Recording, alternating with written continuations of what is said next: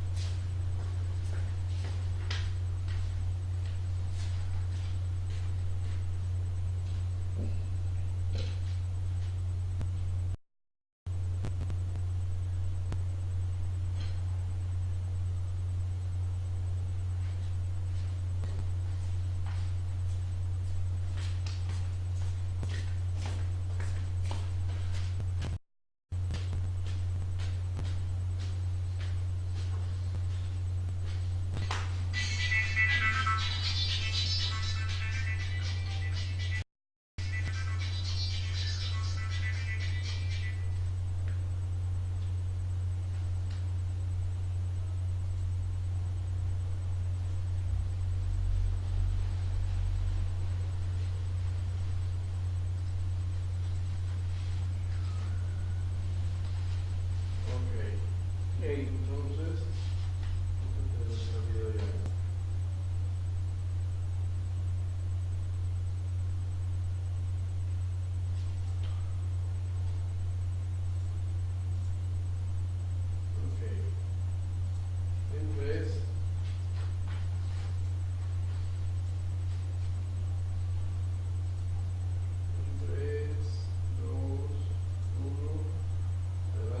Perfecto, buenas tardes. Hoy que es día 20 de abril de 2016, programa número 274 de Anatema. Es un gusto estar con ustedes. Estamos en www.agoraguadalajara.com. Después del programa subimos el enlace junto con el guión a la página de Facebook de Raúl Murillo, la página de Facebook de Anatema. Tenemos una cuenta en Twitter que es @anatema01. Tenemos una cuenta de correo electrónico que es anatema2010@gmail.com. El programa, me habían dicho algunos compañeros que estaba interesante, pero que estaba muy largo, entonces pues con mucho gusto se la deja más cortita y subimos el programa completo y lo dividimos en pedazos en una página de YouTube de José Raúl Murillo Martínez. Ahí tenemos lo que es el programa de Ágora Guadalajara, el programa de Anatema. Información completa. Una mujer aparece en un video como torturada por una mujer que pertenece a las Fuerzas Armadas y una mujer policía. El pasado 4 de febrero de 2015, hace más de un año, en el municipio de Ajuchitlán del Progreso. Mucha gente, derechos humanos y otras organizaciones están enojadísimas porque esta mujer fue torturada. ¿Cómo es posible que el ejército y que la policía torturen a una mujer? Bueno, información completa. Torturaron a una mujer las Fuerzas Armadas, pero la torturada fue detenida con 2 hombres como miembro del cartel de la familia michoacana. La torturada se dedicaba al secuestro y al sicariato, o sea, era asesina y secuestradora. Ahora sus abogados buscan liberarla, a la asesina y secuestradora, liberarla en base a la tortura que sufrió. Las comisiones de la verdad se enfocan en una parte de la realidad y dejan impune el resto. Esta mujer fue torturada. De acuerdo. ¿Merece que la dejen en libertad? Pues hay que ver qué es lo que hizo esta mujer. Oye, es que la torturamos, dicen los policías y el ejército, para que nos dieran nombres de otras personas que estábamos persiguiendo. ¿Los agarraron o no los agarraron? ¿Quién sabe? Eso no lo dice la prensa.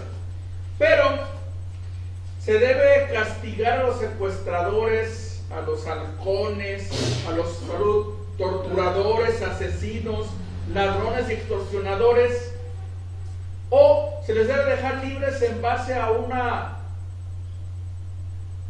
tecnicismo legal, en base a que, oye, pues realmente no debiste haber hecho eso cuando la agarraste, no debiste haber hecho eso cuando la interrogaste, no debiste haber hecho eso cuando algo pasó, el debido proceso no se siguió. Entonces, estamos ante la ley o ante la justicia. ¿Queremos ley o queremos justicia? Como economista neoclásico, no me interesa la ley, me interesa la justicia. No me interesa la ley, me interesan sus resultados. Si una ley da malos resultados, esa ley debe de cambiar, así de sencillo. Si una ley provoca males, si una ley es ruinosa, tiene que cambiarse. La haya hecho quien la haya hecho. Torturada, pero secuestradora y asesina. Un secuestrador condenado a 34 años de cárcel está libre por un tecnicismo. El empresario José Antonio identificó categóricamente una y otra vez a Isidro Solís Medina como uno de los secuestradores que los secuestraron en la colonia Buenos Aires el 29 de agosto de 2008. 8 años después de haber sido sentenciado a 34 años de cárcel, 8 años después está libre, absuelto por un tribunal federal de Toluca que aplicó una jurisprudencia emitida por la Suprema Corte de Justicia. Lo normal, tecnicismos, la ley dice, el artículo fulano, sección dice. Bueno. Nelson Vargas denunció que Solís estuvo involucrado en el secuestro y asesinato de su hija Silvia en 2007. O sea, uno lo acusa por secuestro, el otro lo acusa por secuestro y asesinato de su hija. En junio de 2015, el tercer tribunal colegiado de materia penal en Toluca resolvió que fue inválida la diligencia del 18 de diciembre de 2008, en la que Álvarez identificó a Solís, porque Álvarez no tenía abogado defensor en ese momento. En otras palabras, ¿queremos justicia o queremos ley? ¿Queremos leyes que sirvan o queremos leyes que provoquen males? ¿Queremos leyes que sirvan o queremos leyes hechas para fomentar la corrupción, hechas para fomentar a los abogánsters que se dedican a hacer más difícil que haya justicia en México, que hacen más difícil que las personas tengan bien común, que tengan todos los elementos necesarios para poder trabajar y para poder buscar un modo honesto de vivir? Yo creo que en México uno de los males más grandes que tenemos es el respeto tan grande que tenemos por las leyes, aunque digan estupideces las leyes. En lugar de buscar que las leyes sean buenas, aunque las hayan hecho nuestros enemigos políticos. Decir la verdad no es guerra sucia, la verdad nos hará libres, no necesariamente felices. La causa de la causa es causa de lo causado. En políticas públicas significa que una legislación puede ser fallida o puede ser corrupta. Si tenemos una legislación hecha para ser interpretada y para ser interpretada de acuerdo al gusto del funcionario o del juez o del Ministerio Público, si tenemos leyes redactadas de tal manera que pueden significar lo que sea, dependiendo de quién las lea, la interpretación que les quiera dar. Entonces tenemos una ley corrupta, una ley que sirve para ti, que eres mi amigo, justicia y gracia. Puedes hacer lo que quieras siempre y cuando estés conmigo y seas mi amigo.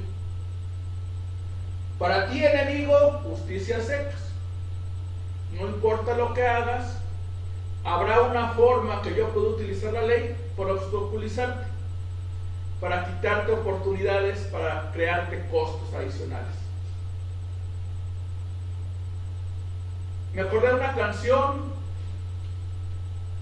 Alguien haciendo animal se retrató el dinero para subir al nopal, pidió permiso primero. ¿Por qué? Pues porque en México se necesita permiso para todo. ¿Y quién da el permiso? Pues el funcionario. ¿Y en base a qué da el permiso? A la ley, al reglamento, pero básicamente a lo que él interese. Si el funcionario quiere dar un permiso para una televisora, lo da. ¿A quién? A quien le dé la gana, al amigo. Porque el amigo va a ayudar. El enemigo no importa. El enemigo, me pides la concesión de televisión, el permiso, no te lo voy a dar, pero al amigo sí. Al amigo es el soldado del presidente. Van a ser fieles hasta la ignominia. Es lo que se decía de Televisa, que Televisa no importaba lo que pasara en México, iba a decir lo que el gobierno le convenía. Ahora TV Azteca está más o menos igual, pero bueno. El chiste es que si tenemos leyes sujetas a interpretación, pues entonces a los amigos justicia y gracia, y es capitalismo de compadres. ¿Quieres poner un banco? Con muchísimo gusto. Eres amigo, ¿verdad? O si no eres amigo, caíste de la mano del todopoderoso abogánster, funcionario público, pues entonces te esterilizo tu banco. O te obligo a que lo vendas, que ya ha habido casos. Legislación fallida o corrupta. Si tenemos una comparación internacional, el Doing Business, en el cual nos dicen los países donde es más fácil hacer negocios son tan, y esos países son los que van progresando más rápidamente. Países asiáticos, Singapur, Australia, Nueva Zelanda. Países nórdicos, Finlandia, Suecia, Noruega. Estados Unidos por ahí por media tabla del primer mundo, por supuesto. Y México, lugar 40. Estamos mal, pero no tan mal como Brasil o como otros países. ¿Por qué no llegar a una legislación de primer mundo? Una legislación de perdiz tipo Singapur. De perdiz. ¿Por qué no buscar una legislación clara y precisa? Y quien quiera puede poner un negocio en México. Quien quiera que sea mexicano, comenzando por ahí. O que tenga mayoría accionaria de mexicanos. ¿Por qué no pensar en una empresa petrolera de mexicanos, o que tenga mayoría de participación mexicana, que compita contra Pemex y que también puede invertir en Centroamérica o en Estados Unidos o en Sudamérica? ¿Por qué no pensar una marca de coches mexicanos? ¿Por qué no pensar una fábrica de maquinaria mexicana? Hace falta mejor legislación, obviamente, pero lo primero que necesitamos es estar conscientes que la causa de la causa es corrupción por parte de los legisladores, sabiendo o no sabiendo lo que están haciendo. En lo peor del caso es que no saben.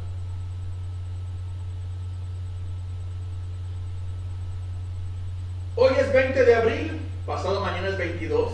Oh, este cuate listo. 22 de abril, ¿qué celebramos en Guadalajara? Pues no celebramos nada, conmemoramos las situaciones del 22 de abril. 22 de abril, pues semana de Pascua. En esa época gobernaba el PRI, estaba Guillermo Josío de gobernador, estaba Enrique Dau de presidente municipal, estaba Carlos Salinas de presidente de la República. Entonces, por alguna extraña razón, había olores a hidrocarburo en los drenajes de Guadalajara. Se tomaron medidas, se destaparon las alcantarillas para que se fuera el olor. Se buscó y no se encontró la causa. Hasta que el 22 de abril, por alguna extraña razón, literalmente les tronó el asunto. Y les tronó el asunto, literalmente, llevándose calles de Guadalajara con autos, con camiones, con casas, con todo, hasta que quedó una zanja en muchas calles de Guadalajara. Matadero de gente, destrucción de bienes y de vidas. Ese día, que no estábamos en Guadalajara, los de la familia, vimos cómo Carlos Salinas de Gortari llega a Guadalajara y llega a visitar la zona del conflicto, y estaba Enrique Dau y estaba otro funcionario explicándole a Carlos Salinas cómo estuvo la cosa, cuando de repente aparece una persona con una chamarra, con un logotipo del PRI. Entonces Carlos Salinas, en un gesto que le agradezco profundamente, se acercó al cuate con la calcomanía del PRI, se lo agarró y se lo arrancó. La calcomanía. El asunto fue tan mal manejado que el presidente municipal de Guadalajara terminó en la cárcel. El gobernador del estado se aventó una frase para los bronces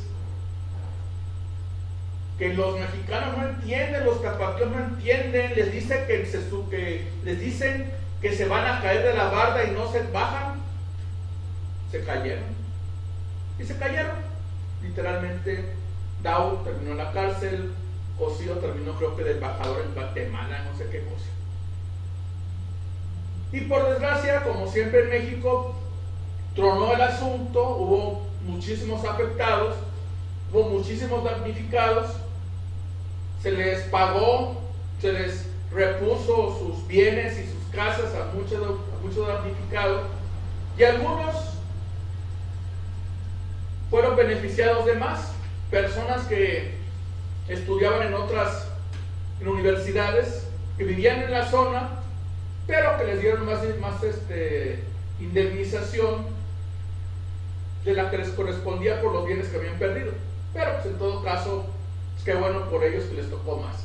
Hubo gente que por desgracia pues, quedó marcada de por vida, que son convalecientes todavía de ese hecho y que están esperando, si no justicia, por lo menos que les sigan dando una compensación por lo que sufrieron en ese hecho. La leyenda negra dice que pues, estaba en la zanja con la explosión y había coches ahí abajo enterrados y había un camión urbano lleno de gente enterrada, obviamente todos muertos. La leyenda negra dice que llegaban los camiones de volteo, llegaban las excavadoras, sacaban con la manita de chango, por así decirlo, sacaban el material con brazos y con cuerpos y con todo, y luego todo eso lo tiraron en un hoyanco que había por la carretera de Zapotlanejo, quién sabe si es cierto. El punto es que 22 de abril no se debería de olvidar. Amigos jóvenes no saben de qué se trató. Parientes jóvenes no saben de qué se trató el 22 de abril. Muchos no se acuerdan o no se quieren acordar, o no les conviene que nos acordemos. Gobernaba Carlos Salinas de Gortari, PRI. Gobernaba Guillermo Cosío Vidaurri, PRI. Gobernaba Enrique Dao Flores, PRI. Se intentó echar la culpa a una empresa, Aceitera La Central, diciendo que el hidrocarburo que había causado la explosión era hexano. Aceitera La Central dijo: ¿sabes qué? A mí mis timbres, aquí están mis registros, no me sobra ni me falta el material, todo está en mis bodegas. Así que no fui yo. Tiempo después, creo que fue Morales Lechuga, llegó a Guadalajara y dijo: oye, pues el culpable fue Pemex. Oficialmente nunca se dijo que fueron ellos, pero el culpable fue Pemex.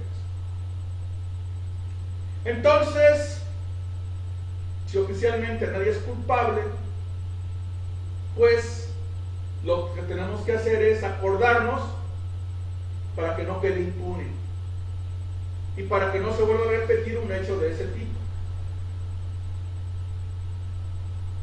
Se volvió a dar una oportunidad al PRI. Aristóteles está gobernando. Cada quien tenemos nuestro punto de vista de lo bien o de lo mal que está haciendo las cosas, pero yo creo que para 2018 el PRI no repite en Jalisco. Veremos quién es el presidente o el gobernador para 2018. A menos que el PAN haga una cosa maravillosa en 3 años, lo más seguro es que sea el PAN, por desgracia. Despidos injustificados y laudos laborales. El culpable impune no es la persona que pide, la persona que exige, la persona que gana el juicio después de haber sido despedido injustificadamente. El culpable es el que despidió injustificadamente o el que despidió sin darle indemnización legal correspondiente a las personas que estaban en el ayuntamiento o en el gobierno del estado o en el gobierno federal. ¿Qué sucede, por ejemplo, si una persona entra a trabajar al ayuntamiento de Guadalajara como inspector, digamos, como empleado de oficina? Pasa un trienio, lo vuelven a contratar, pasa otro trienio, lo vuelven a contratar, pasa otro trienio, 15, 18 años. Llega el nuevo gobernante y dice: ¿sabes qué? Pues ocupo tu lugar para poner a mi gente, así que escúchale. Oye, pero yo tengo 15 años trabajando en el ayuntamiento, tengo 18 años. No me importa, te doy 3 meses de sueldo y firma tu renuncia. Ah, qué caramba. Oye, de acuerdo a la ley me corresponde tanto. Ah, me vale Wilson. Yo, funcionario priista, que es el caso de Guadalajara, yo, funcionario priista, te despido para meter a mi gente. Oye, te voy a demandar. Me vale. Y los demandaron. Entonces, ¿quién los despidió? Ahí está la pregunta interesante. Si tú no tienes un papel donde diga cuál es el nombre de la persona que te despidió, porque no te dieron ese papel al momento en que te despidieron, pues entonces el culpable es el sistema, es la ley. La interpretación de la ley dice que te pueden hacer eso. No, de todas maneras lo hacen. ¿Quién es el responsable? Entonces, ¿a quién se debe de castigar? Si está el papel donde dice que fulano de tal te despidió, pues contra el ayuntamiento y contra fulano de tal. Oye, es que me van a dar salarios caídos, me van a reinstalar y aparte me van a dar compensación, multas, actualizaciones, bla, bla, bla, bla, bla. Bueno, al funcionario no le importa, ese ya se fue, o no va a pagar. Al funcionario no le importa, al funcionario le dieron órdenes para que corriera gente y lo hizo. El presidente municipal responsable, ahorita es gobernador, o ahorita quién sabe qué está haciendo Ramiro. Entonces, se presenta en la prensa, fulano de tal, ex trabajador del Ayuntamiento de Guadalajara, va a recibir 4 millones de pesos de indemnización porque ganó un juicio y lo van a reinstalar. Ese caramba que recibió, que va a recibir ese dinero, es un hijo de su Pink Floyd. No, el hijo es el funcionario.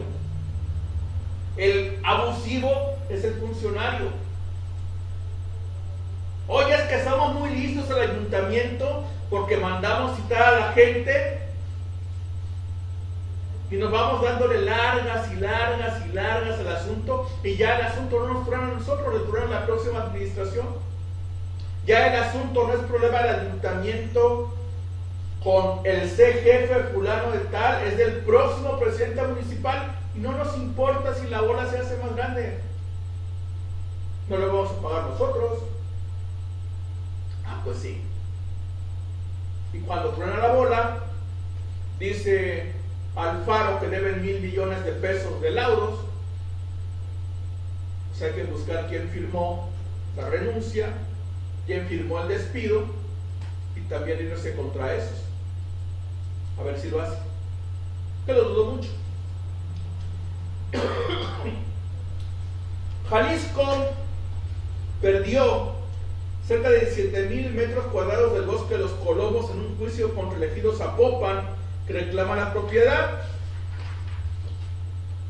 El titular de la Procuraduría de Desarrollo Urbano informó que impugnarán la sentencia ante el Tribunal Agrario, hará valer la declaratoria de área natural protegida que impide construir en la zona. No importa quién sea el propietario, al final nadie puede construir, desarrollar o apropiarse de manera que afecte los terrenos que son manantiales, los nacimientos del patrimonio histórico y cultural que significan los colomos. Bueno, se supone que el ayuntamiento de Zapopan tiene parte de lo que son los terrenos de los colomos. Se supone que el ejido Zapopan reclama parte de esos terrenos. ¿Tiene razón o no en ese sentido?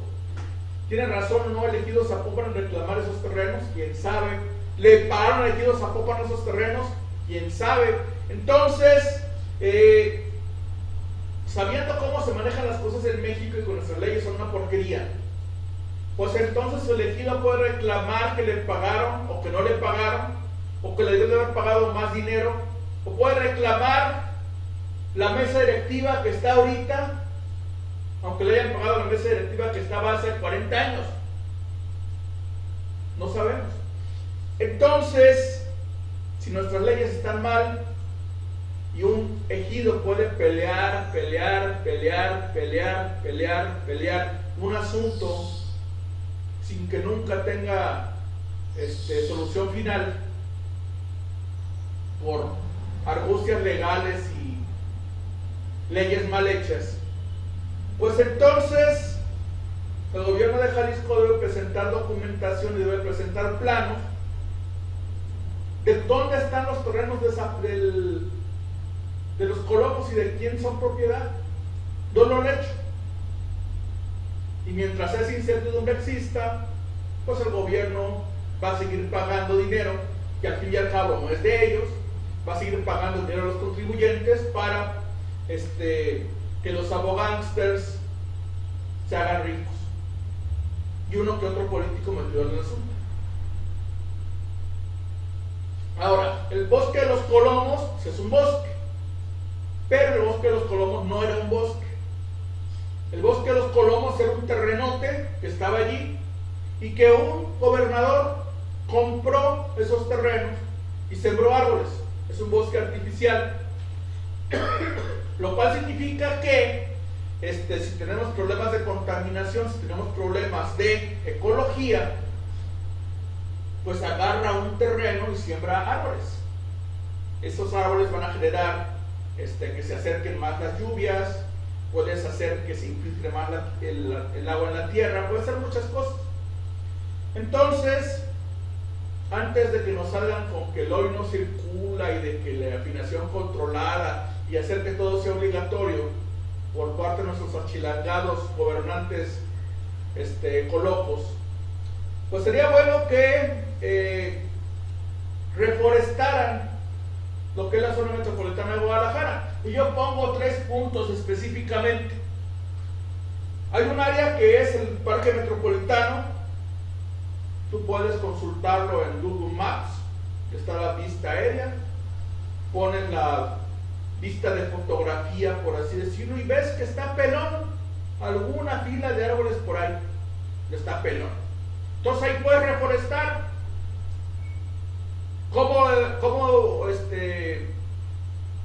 puedes regar esa zona? Pues hay muchas formas. Con aguas tratadas, con agua potable, haciendo pozos para de ahí sacar agua para regar. Hay muchas formas. Parque Metropolitano. El Parque Solidaridad. El Parque Solidaridad es parte de una cuenca de una presa. Entonces, pues más o menos el agua cuando llueve se apresa, por así decirlo, tiene buena humedad. Entonces se puede sembrar árboles en esa zona también. Otra zona donde se pueden sembrar árboles, pues obviamente la parte de Huentitán. Cuando se intentó hacer el atletismo en esa zona, los ecolocos, Grupo UDG y PRI dijeron: oye, ¿cómo es posible que estén haciendo ese disparate? ¿Por qué el gobierno quiere hacer el disparate de construir ahí un estadio de atletismo? No dejaron que se construyera. Aparte, el gobierno panista en esa época, pues no le faltaron argumentos para construirlo ahí, pero bueno. Entonces el gobierno tiene un terreno llamado el disparate que no le tiene uso, pues comenzando por reforestar allí, ¿no? Y toda esa zona. Oye, es que el gobierno actual de Aristóteles, el gobierno priista de Aristóteles, quiere hacer ahí la zona para las fiestas de octubre, el recinto de las fiestas de octubre. Pues sí, nomás de que según los planes parciales no se puede, y según la opinión de la gente de la zona tampoco quieren que se haga. Entonces, pues reforesten. Son partidarios de la ecología, entonces reforesten. Obviamente no lo van a hacer. ¿Por qué? Porque pues, es muy fácil echar la culpa a los coches, echar la culpa a la gente que usa automóviles y decirles: señores, váyanse en bicicleta, les vamos a poner el número circula, les vamos a poner la afinación controlada, van a tener que pagar por una calcomanía, van a tener que pagarle a los dueños de talleres a los que les vamos a dar, amigos, justicia y gracia, les vamos a dar la concesión para que les cobren lo que les dé la gana, y pues no reforestamos. ¿Cuándo es tan fácil reforestar?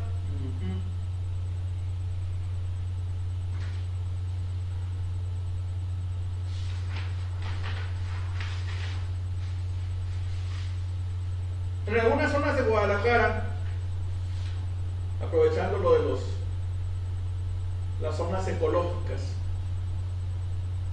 hay casas muy grandes de gente que en esa época, que en otra época tenía dinero suficiente para comprar casas muy grandes en lo que es Providencia, lo que es el Country Club, lo que es Jardines del Bosque y demás, Chapalita. Entonces esas casas muy grandes eran para familias muy grandes.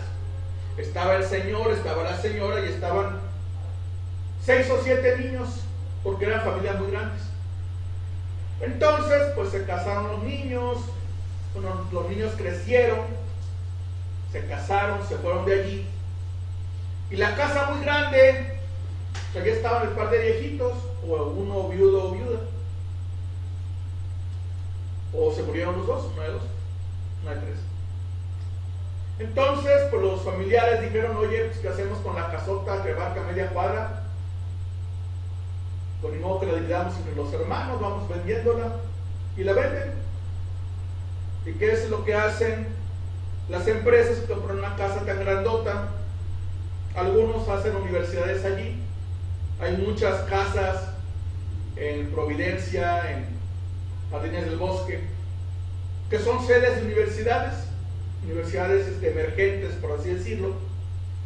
O la parte más sencilla, llega una constructora, dice, ¿sabes qué? Pues esta casa tiene estas dimensiones, está con la avenida, tiene servicios, tumbamos la casa, hacemos una excavación, metemos niveles de estacionamiento, hacemos una torre y donde había una casa ahora va a haber 10 pisos. ¿Qué sucede con esto? Pues en principio la casa grandota pues tenía servicios para una casa grandota. Ahora es una torre que va a tener servicios para 10 departamentos de un piso cada una o 20 departamentos.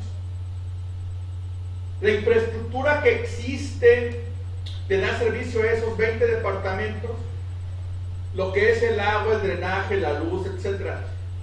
Esa infraestructura tiene capacidad para darle servicios a todas esas nuevas personas que van a llegar allá a vivir.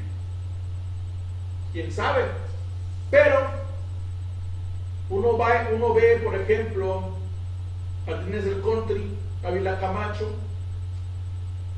vas por Plaza Patria, hay 1, 2 torres ya construidas, una por Mar Egeo, 2 terrenos por Mar Egeo que acaban de tumbar las casas, llegando al country, una torre ya de bastantes años y otra que están construyendo de departamentos o de oficinas, quién sabe qué vaya a ser. El punto, como siempre, es hay progreso, por supuesto que hay progreso y hay que aplaudirlo. Hay que ver si la infraestructura existente va a dar servicio a todas esas personas. Si no va a dar servicio, pues hay que ver qué se tiene que hacer para dar servicio a todas esas personas. Es mucha gente que vive en zonas de poder adquisitivo importante.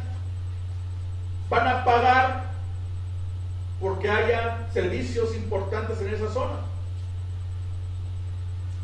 El gobierno tendrá la capacidad para construir esa infraestructura o, como de costumbre, va a dejar que los problemas crezcan, que los problemas truenen, para después tomar medidas de emergencia para solucionar un problema que se resuelve con más inversión en este momento.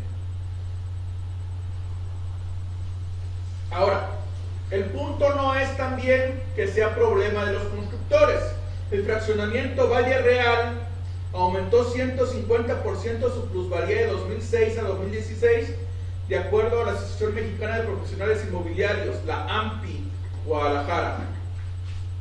¿Por qué aumentó 150%? Es un fraccionamiento usualmente habitado por empresarios, ofrece vivienda cómoda, áreas verdes, seguridad, acceso a universidades y centros comerciales, son construcciones de lujo. ¿Por qué no pensar que Guadalajara tenga áreas verdes, seguridad, acceso a universidades? Yo creo que todo Guadalajara tiene acceso a universidades, unas más cercas que otras, pero tiene acceso. Y construcciones de lujo, pues ahí sí no todos, pero por lo menos áreas verdes debe de tener. ¿Por qué no la tiene? Pues ahí sí es una pregunta interesante. Estamos ahorita en Arista, a una cuadra de Alcalde. Vamos a tener aquí cerca, si algún día acaban, el túnel del tren ligero de la línea 3. A menos de 5 cuadras hay una torre de departamentos y enfrente de la torre de departamentos está el Parque Alcalde. Y a menos de 1 kilómetro está un edificio de la UDG, lo que es Ciencias Sociales y Humanidades, el CUCH. Entonces, ¿Por qué no pensar que esta zona tenga más áreas verdes? Pues no sé por qué. ¿Se pueden hacer eso? Por supuesto. ¿Por qué no se hace? Porque el gobierno que tenemos pues no le interesa, así de sencillo. Y a la gente tampoco le interesa, que también hay que ver. El descuido y la falta de mantenimiento han convertido el camino del terror a la ciclovía ubicada en la Avenida Inglaterra, porque carece de balizamiento, volados y señalética que pone en riesgo a los ciclistas. Esta ciclovía de Avenida Inglaterra no es una ciclovía oficial. De repente un grupo de ciclistas y de políticos dijeron: hoy Inglaterra está en un sentido, están las vías del ferrocarril, y en el otro sentido están los pasos de los coches. Entonces vamos poniéndole una raya cerca del camellón. Vamos a decir que esa raya va a delimitar una ciclovía. ¿Por qué? Pues porque a ellos les dio la gana. Y así a la brava dijeron: esta es la ciclovía de Avenida Inglaterra. ¿Le preguntaron a alguien? No, lo hicieron porque les dio la gana. ¿Le preguntaron los vecinos? Por supuesto que no. Los vecinos estaban en contra.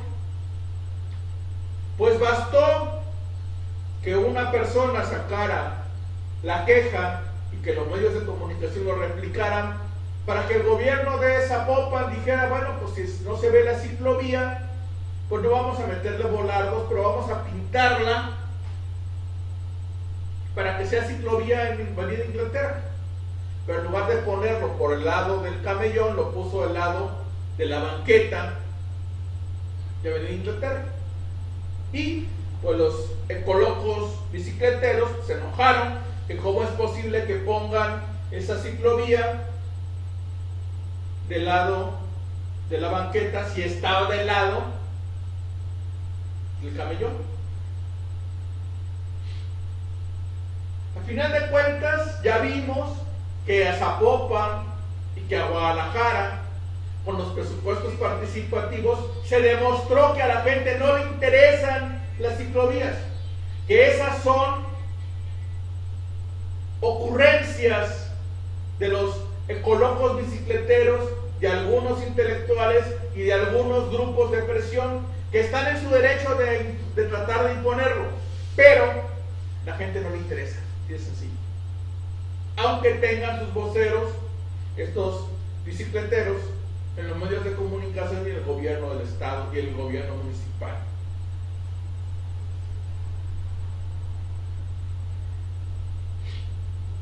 La ciclovía de Avenida Inglaterra son poco más de 4 kilómetros, inicia en Juan Palomar y Arias y concluye en el periférico. O sea, se va de ningún lado a ningún lado.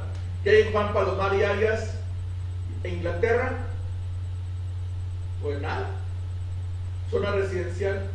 ¿Qué hay en Inglaterra y periférico? Pues un paso a nivel. Posiblemente alguna fábrica, pero no hay realmente casi nada. No hay una universidad y casas que sea origen y destino. No hay una fábrica y casas que sea origen y destino. No hay un centro comercial y casas que sea origen y destino. Entonces no hay nada relevante como para que sea: vamos a ir de aquí hasta acá con una ciclovía. Por otra parte, salió la noticia de que Alfonso Petersen quería que se pusieran ¿cómo se llama? Estacionamientos de bicicletas allí en el Palacio Municipal de Guadalajara. Y está bien que quieren ir en bicicleta, pues que se ponga ahí su bicicleta. Ciclopuerto les llaman. Y decía: oye, pues hay que ponerle esos ciclopuertos también para los empleados en el sótano del Palacio Municipal. yo le ponía irónicamente, oye, pues si van a poner ciclopuertos en el sótano del Palacio Municipal, pues que los pongan, por ejemplo, en los lugares donde están los estacionamientos para los funcionarios o para los regidores. Oye, ¿son cuántos? 16 regidores, son 16 lugares para coches, pueden meter ahí yo creo que como 100 ciclopuertos. Va a ser interesante ver a la gente viajando en bicicleta desde Jardines del Bosque, o desde Chapalita, o desde Zapopan hasta el Palacio Municipal de Guadalajara, para cuidar el medio ambiente, yendo en bicicleta, sin guaruras obviamente.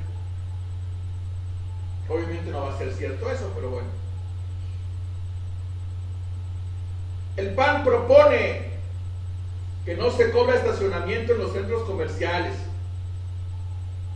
Vale. ¿Por qué no se va a cobrar estacionamiento en los centros comerciales? Pues porque de acuerdo al reglamento se deben de poner cajones de estacionamiento para que se den permisos para abrir establecimientos. Bueno, en teoría, por supuesto.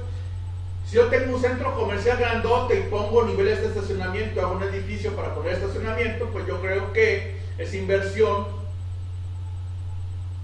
de construir el edificio y de ponerle vigilancia y de ponerle mantenimiento, pues debe de costarme algo, debo de tener un ingreso por ese algo que me cueste.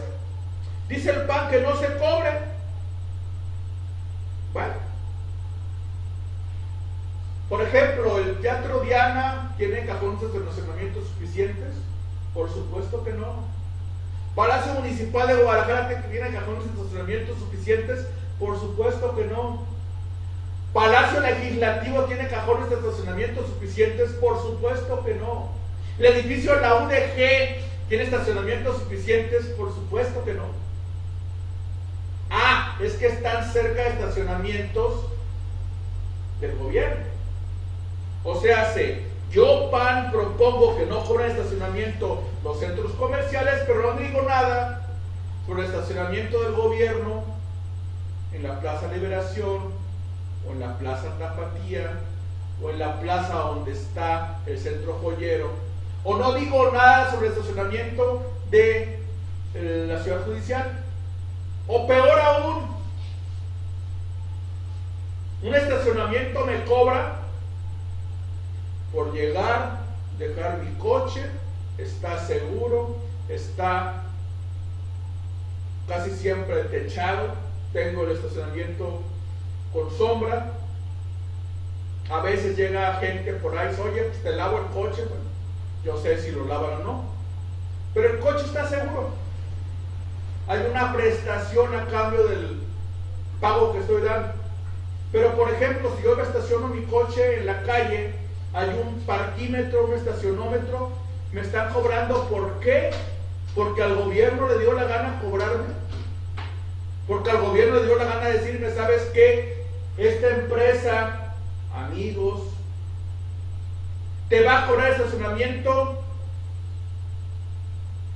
7, no, 35, como 10 pesos, 12 pesos por hora de estacionamiento en la calle.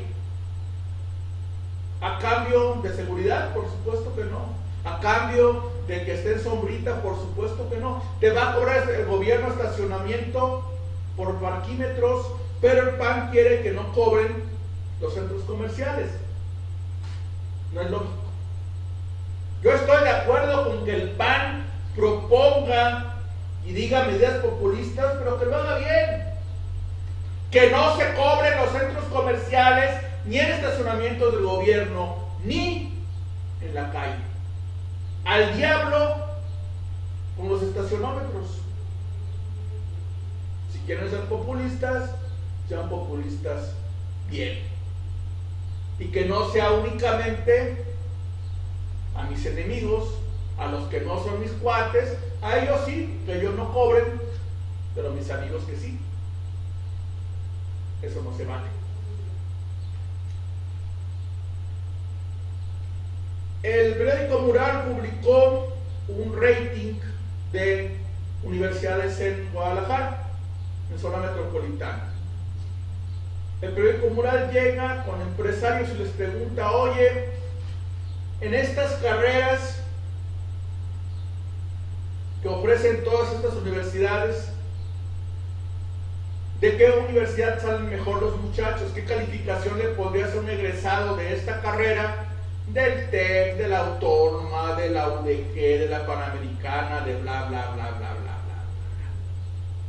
Entonces los empresarios encuestados dicen: oye, en tal y tal y tal y tal carrera, las mejores universidades son esta, y le pongo esto de calificación. Es una forma de determinar cuál tiene, por lo menos en opinión de los empresarios, cuál tiene mejor nivel de las diferentes carreras en las diferentes universidades de Guadalajara. De acuerdo a la encuesta 2016, el TEC de Monterrey obtiene 7 primeros lugares. Se evaluaron 12 licenciaturas de mayor oferta y demanda en la ciudad, que se imparten en 32 instituciones de educación superior. El TEC de Monterrey gana 54 de los 3 primeros lugares. La Universidad Panamericana está en segundo lugar con 28, el ITESO con 22. La UDG en cuarto lugar con 10, la Autónoma en quinto lugar con 8, la Universidad del Valle de México con 7 primeros lugares, la UNIVA con 2.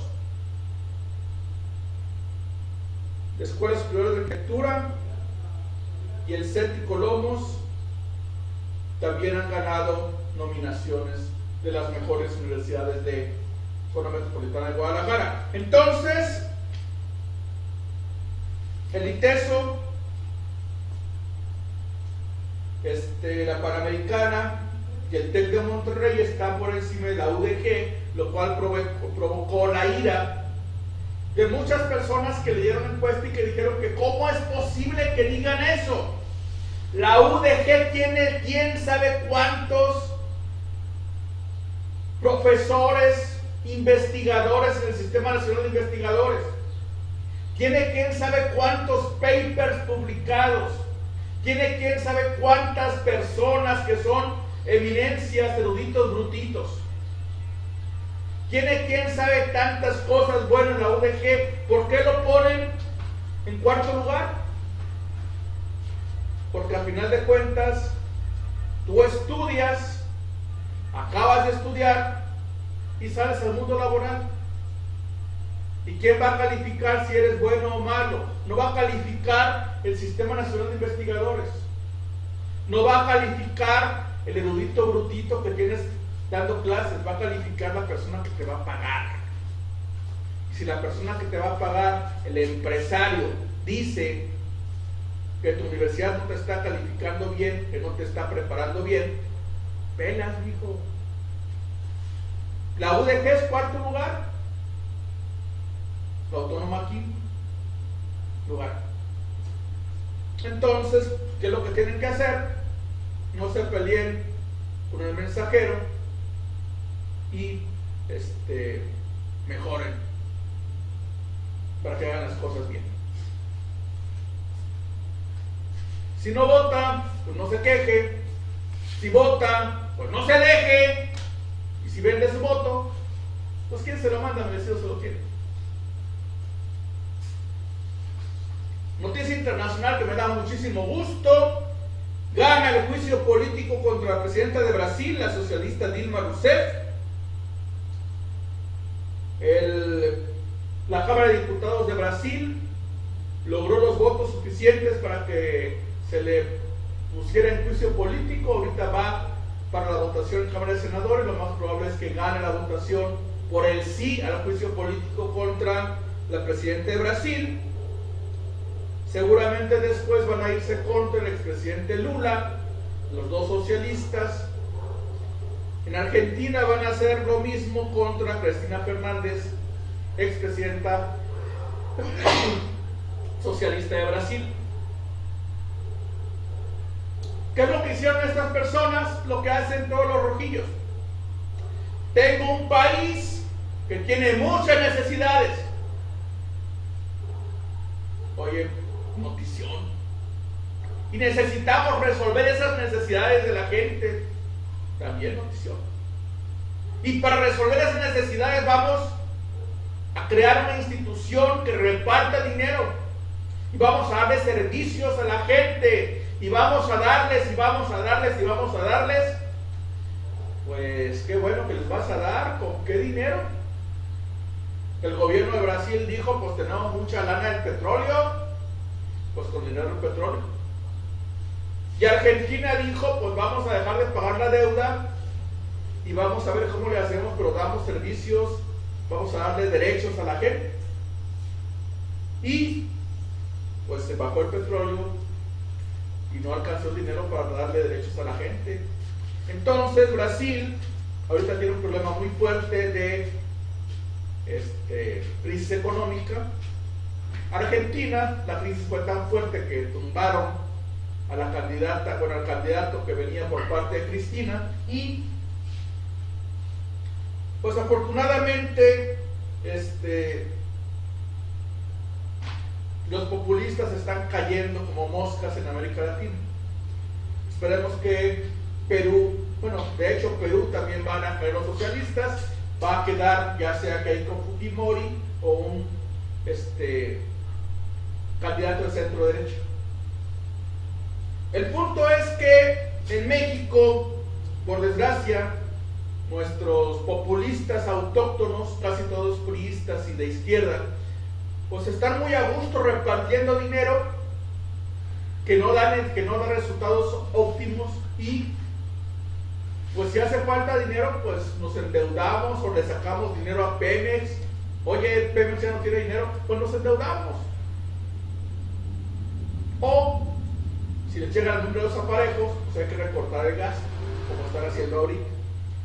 Enrique Peña Nieto abrió la puerta a la legalización de la marihuana para uso médico y científico. Dinero. Una cosa antes. El presidente Enrique Peña Nieto legalizará este lunes la estrategia de afiliación de estudiantes del Instituto Mexicano de Seguro Social, con el que se busca incorporar el servicio a 7 millones de jóvenes. El presupuesto de esta estrategia es de 22.700 millones de pesos. O sea, hace 2.700 millones de pesos para meter a jóvenes estudiantes al IMSS. Oye, ¿y esos estudiantes qué aportan? El IMSS es aportación del trabajador, aportación del patrón y aportación del gobierno. El estudiante no es trabajador. No va a haber aportación del trabajador. No va a haber aportación del patrón. Es aportación del gobierno. Eso es populismo. Es lo que hizo tronar a México con Echeverría y con López Portillo. Es lo que hizo tronar a Perú, lo que hizo tronar a Venezuela, lo que hizo tronar a Argentina, lo que hizo tronar a Brasil. ¿No entienden? Bueno. El gobernador del estado Aristóteles Sandoval encabezó un evento en el Paraninfo de la UDG, donde se formalizó la unificación del número de afiliación de estudiantes del nivel medio superior al IMSS. Este número será el mismo durante su vida estudiantil y laboral.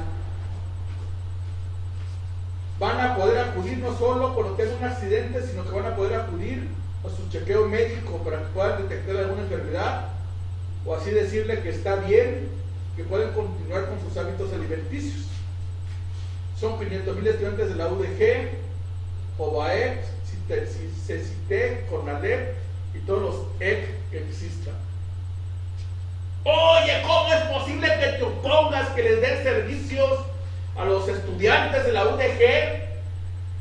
IMSS es aportación del patrón, aportación del trabajador y aportación del gobierno. Los estudiantes no son trabajadores, no tienen patrón, únicamente es aportación del gobierno. ¿Queremos que truene el IMSS? Pues no hay pedo. Hay que cargarle la mano al IMSS. Al fin y al cabo, tiene finanzas públicas muy fuertes. ¿O a quién se va a hacer responsable si truena el IMSS?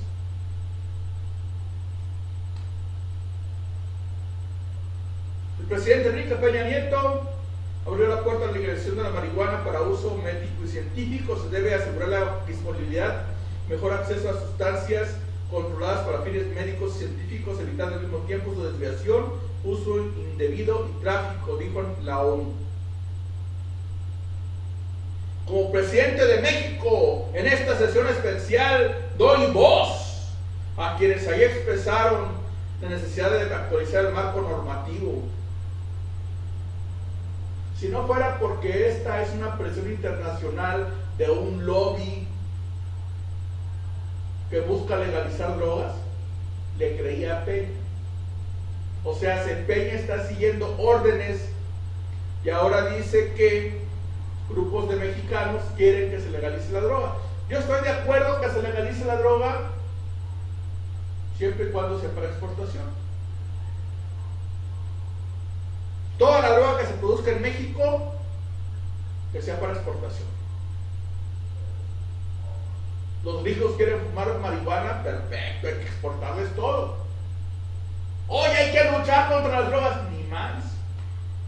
Que siembren lo que les dé la gana, que lo cultiven, que sea para exportación. Si se queda poquita en México, bueno, pues ni modo. Hay que hacer investigación científica que se haga. Oye, Chapo, necesitamos 20 kilos de marihuana de Nayarit, de Chihuahua, de Veracruz, para ver cuáles son sus características, las diferentes variedades y ver qué uso científico se les puede dar. Que el Chapo nos mande marihuana o el cartel que le corresponde a esa zona. Pero que nos salga el gobierno con que el pueblo de México es el que está pidiendo esa legalización, pues no friegue. Finalmente, el gobernador de Jalisco, Aristóteles Sandoval, ha presentado declaraciones patrimoniales. En 2012, durante la campaña de la gubernatura, dijo que tenía 10.8 millones de pesos de patrimonio. El 7 de abril de 2016, como parte de la plataforma 3 de 3, dice que tiene 4.3 millones. O sea, de 10.8 bajó a 4.3. Oye, es que el 3 de 3 dice que ponga los precios de adquisición. Ah, qué padre. Oye, pues entonces, ¿cuáles son los precios a valor comercial de tu patrimonio? Ah, son 15 millones, dice Aristóteles. Entre 14 y 15, vamos a decir que son 15. Entonces, 2012 tenía 10 millones, 2016 dice que son 15, significa que en 3 años aumentó su patrimonio 50%. Dice la declaración patrimonial de Aristóteles que tenía una casa en Providencia, un departamento en Puerto Vallarta, una Jeep Cherokee y una Toyota Siena, aparte de menaje de casa y de cuentas en el banco. 2016 dice que pues tiene un departamento en Puerto Vallarta, dice que no tiene coches, me imagino que los vendió, me imagino que reportó esa venta a Hacienda y ya. De la otra, del departamento de Puerto Vallarta no dice nada.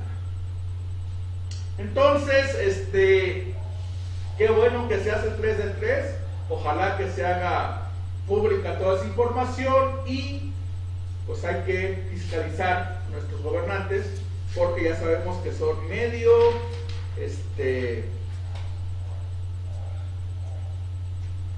desordenados para poner sus cosas.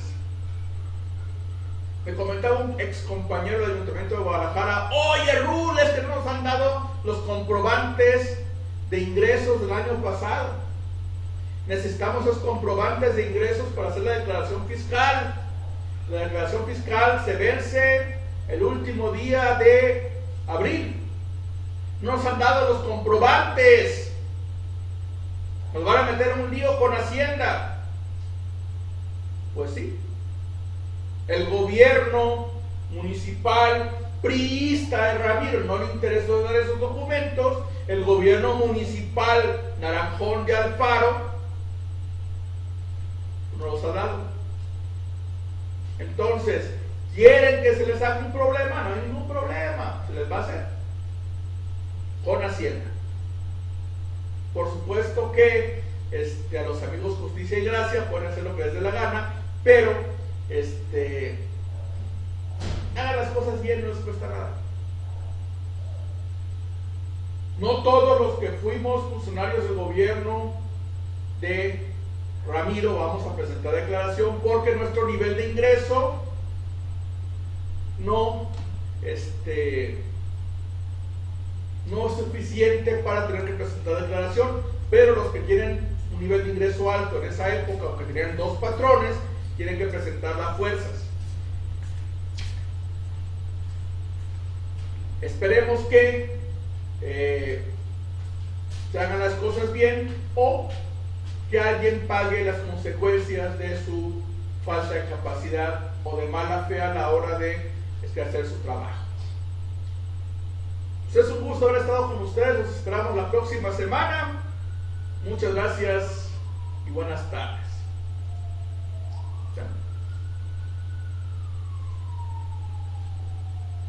¿Se acabó? Salimos. Se acabó. Muy bien, muy bien. Pero bueno. Así es que el patrimonio de disminuyó. Disminuyó. Oye, eso quiere decir que ser gobernador es más negocio. El negocio y aparte, pues todos sus coches ya no los tienen. No, que Y ya se les perdieron casas. no está cabrón. Pero bueno. De hecho, moraleja, no te hagas gobernador porque pierdes. Moraleja, no te creo.